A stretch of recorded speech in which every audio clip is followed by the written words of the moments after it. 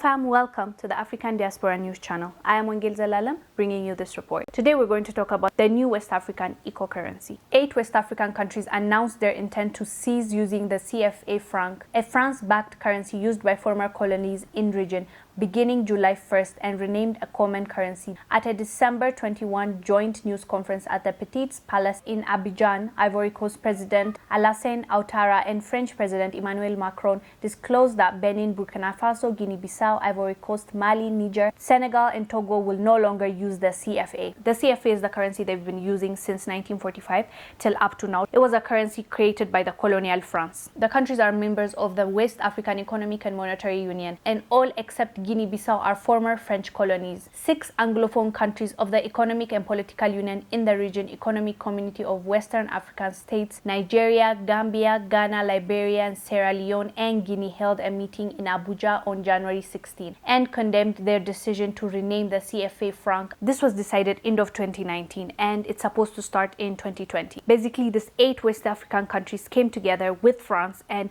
agreed on changing the CFA currency to ECO. They already signed on it, but the other countries were not very happy because there was already talks between those countries, between the Western and Central countries that were already using the CFA to going forward to change their money together and rename it ECO. And they already had this, but these 8 countries went ahead and announced this. So this sounded like it was a shock for the other countries because they came out and said they were not happy with what happened. The benefit out of this ECO, the new currency, is 50% of the treasury will now not be sent to French. 50% of the reserves used to be sent to the French treasury. So their money, this country's money, 50% of it used to be sent to another continent, another country to be kept. 50% of their reserves. A whole country keeping their money in another totally different continent. That's what's been happening, but they're claiming that this ECO will change that and they will not be sending that there,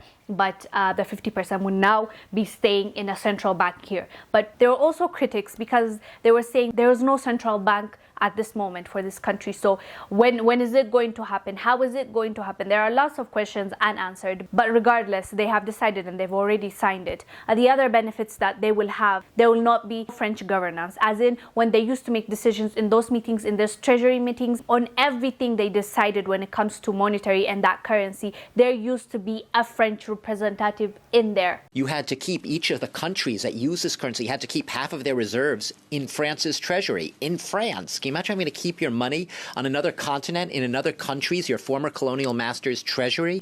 And to make matters worse, you could say, adding insult to injury, a French representative official sat on the central bank board of this monetary union in Africa. Can you imagine? There was always a French representative attending the meetings and having a say, but now what they're saying is there will not be no meddling from the French side. But this thing will not just happen. There are certain requirements these countries need to fulfill. First, they need to maintain a budget deficit of less than 3% GDP. Second, a public debt ratio of less than 70% of GDP. Third, an annual inflation rate below 10% and minimum of 3 months of import cover. So they were saying how the only country from all these countries that fulfills that requirement is Togo. So I don't know how that's going to happen, how they're going to do it, because they clearly don't meet the requirements. So if they don't meet the requirements, is France going to now lend a hand and give aid and tell them, okay, I'll give you this money, and then now it's going to be another cycle and they need to borrow again? That is confusing for real, because if these countries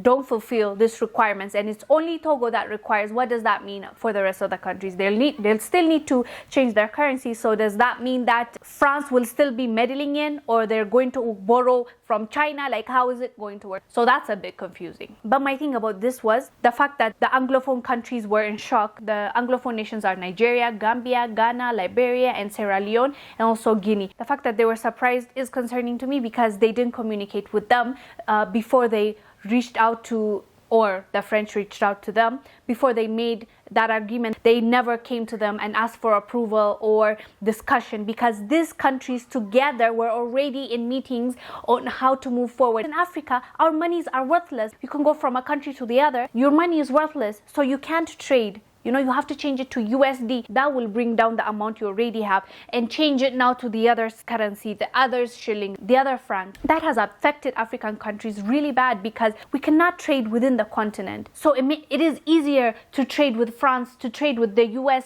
than us, because of this currency issue. So they were already agreeing to have one currency to work through it. And it was kind of like, some people feel like it was hijacked, you know, so that they won't go forward, because now this 8 countries have their own ECO now, and these countries, if they don't follow, they will have a separate money, and it will continue as it is. And I understand the frustration of the other countries. So seeing that was sad, because it really shows that there is a lack of unity there. So we look forward to see how this is going to benefit those 8 countries. I really hope it does benefit them, and I really hope one day we can have one currency, all the African countries, and we can support each other with tourism, with trade, with everything that we are capable in spending money on. And I hope one day that is going to happen. For now, this year at least, that's not happening, because even those countries could not unite, and they chose to unite with the French, which they thought it would benefit their countries. I don't think they're doing it to